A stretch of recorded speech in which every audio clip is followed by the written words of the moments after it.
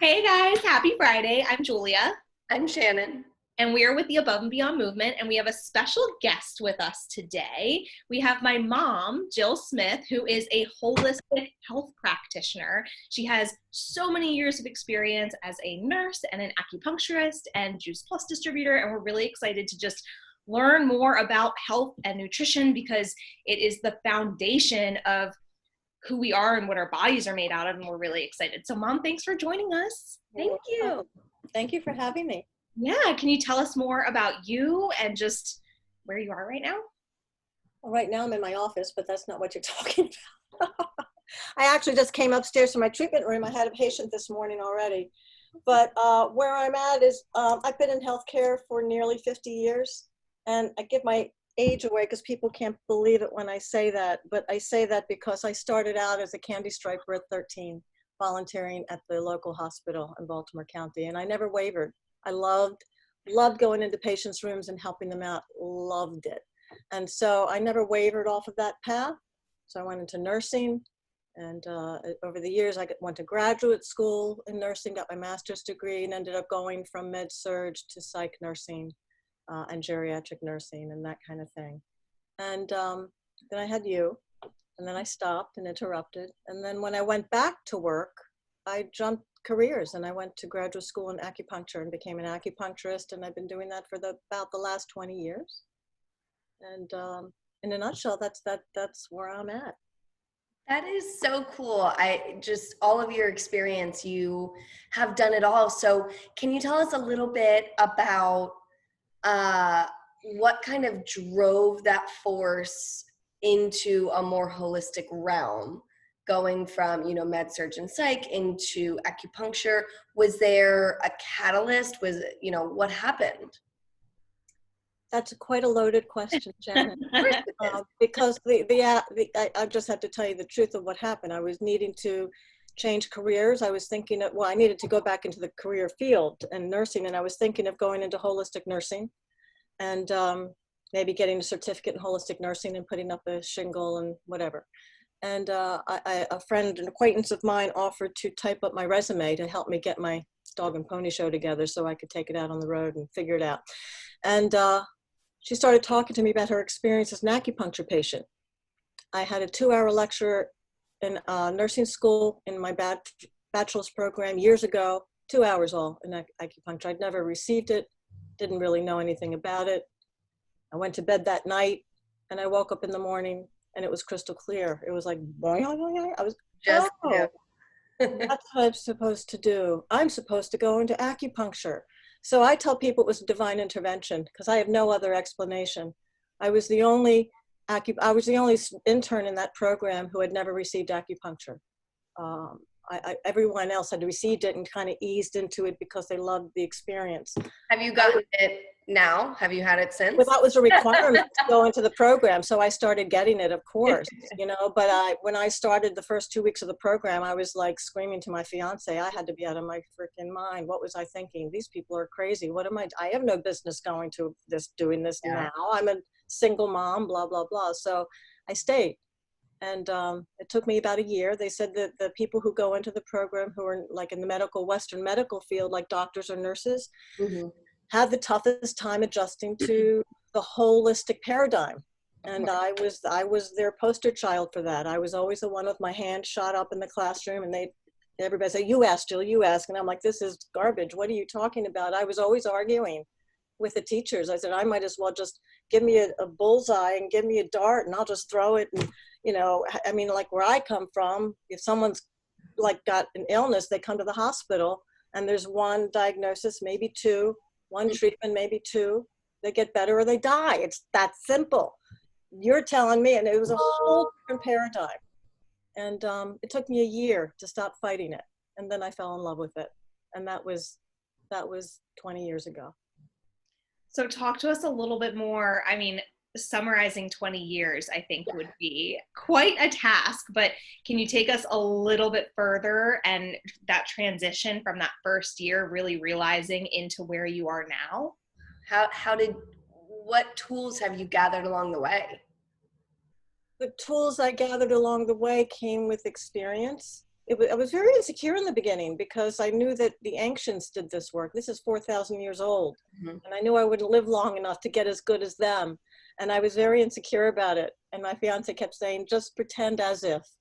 And so I said I would put my award-winning, Academy Award-winning confidence performance on when patients would come in the room and act like I knew what I was talking about. You know, I knew more than they knew, so it looked good. But patients would come back after a simple treatment and they were better, or symptoms were gone.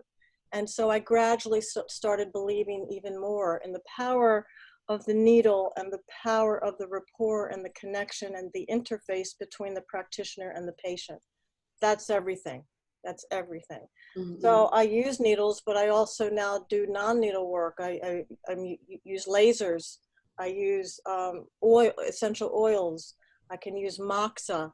I use vibrational therapy, rapid release therapy. These are non-needle techniques. So I can do both, all of the above, you know. And I've been exposed to so many modalities, but I've narrowed it down to those that I've told you. There's something called, we do cupping, we do gua sha, which is a rubbing technique. So there's multiple tools in the medicine bag.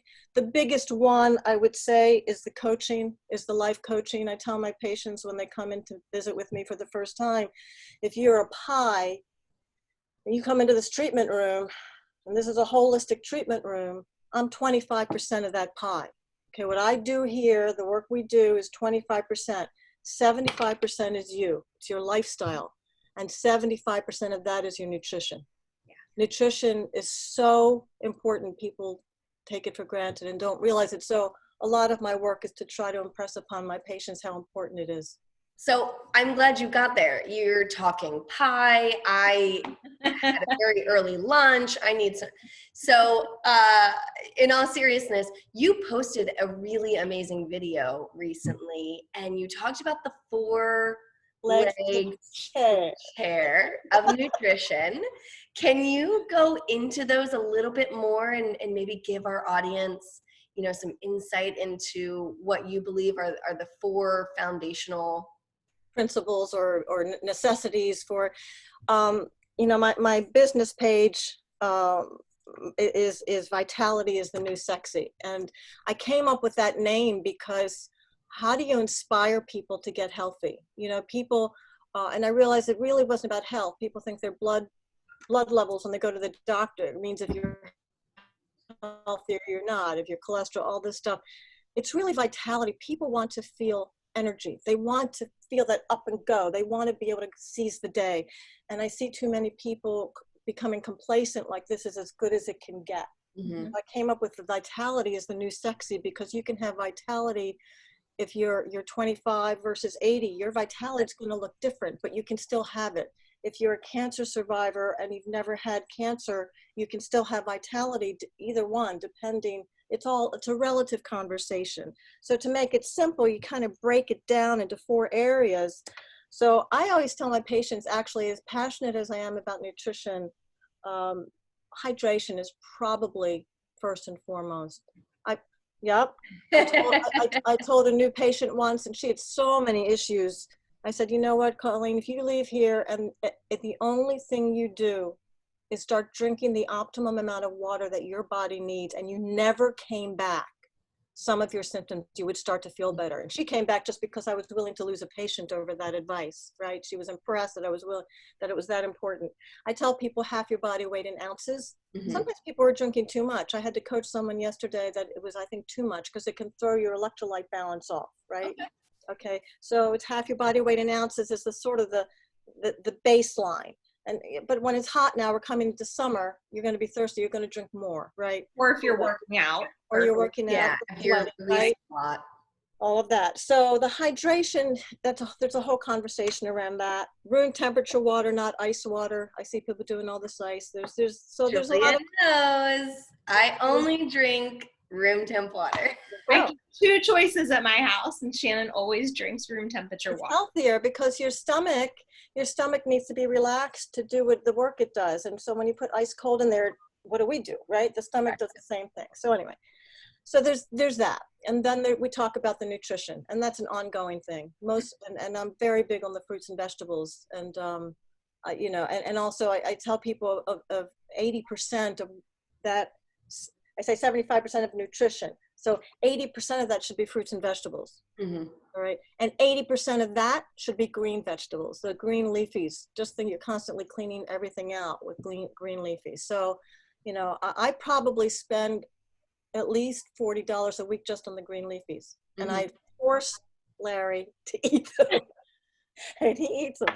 Larry, So, yeah, that's I'm just informing everyone who Larry is. Yeah, oh, my husband. Yeah, anyway. So I'm very big on those two pieces. And then there's of course the exercise. And I had a video about that several weeks back when this pandemic started, because it's so easy to just not, the movement is so important to our body, and it makes the chi move. The muscles, when you're moving, the muscles are going like this, and it helps pump your energy. We call it chi in the Chinese medicine. It pumps it, it moves it.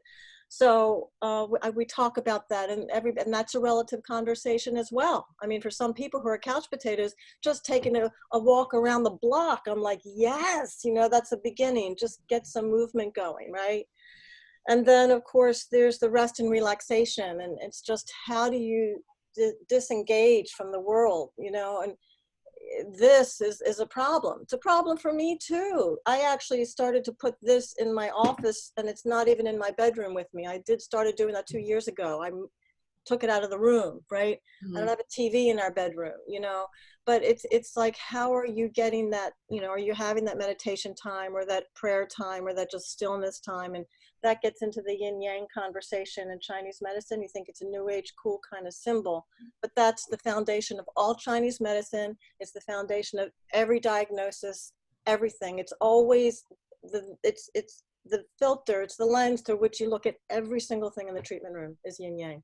Mom, I feel like we could go on forever because so much of who I am and what I do is rooted in everything you just said, because you've taught me so much of what I know. And with the Above and Beyond movement, Shannon and I are so inspired by having a holistic approach to our coaching. So not only talk about how someone can, you know, benefit in reference to their business, but their life. And a lot of that is with nutrition and overall health. So I wish we could go in deeper, and we'll have to set up another time to do that. But if anyone really wants to get stronger in their health or talk to you more about acupuncture or any of the other products that you're involved with, how would you like them to best reach out to you?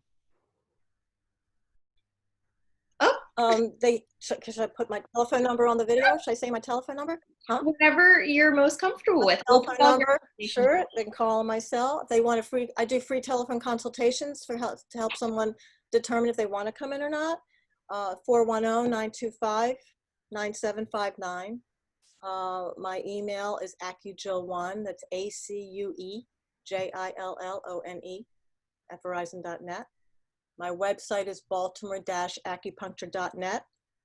My other website is jillsmith.juiceplus.com. And that's my tool. That's one of my tools I use to help people bridge their nutrition gap. So those are probably the key ways. Baltimore Acupuncture for Health is my Facebook, my Facebook, my acupuncture Facebook page. Love it. Perfect.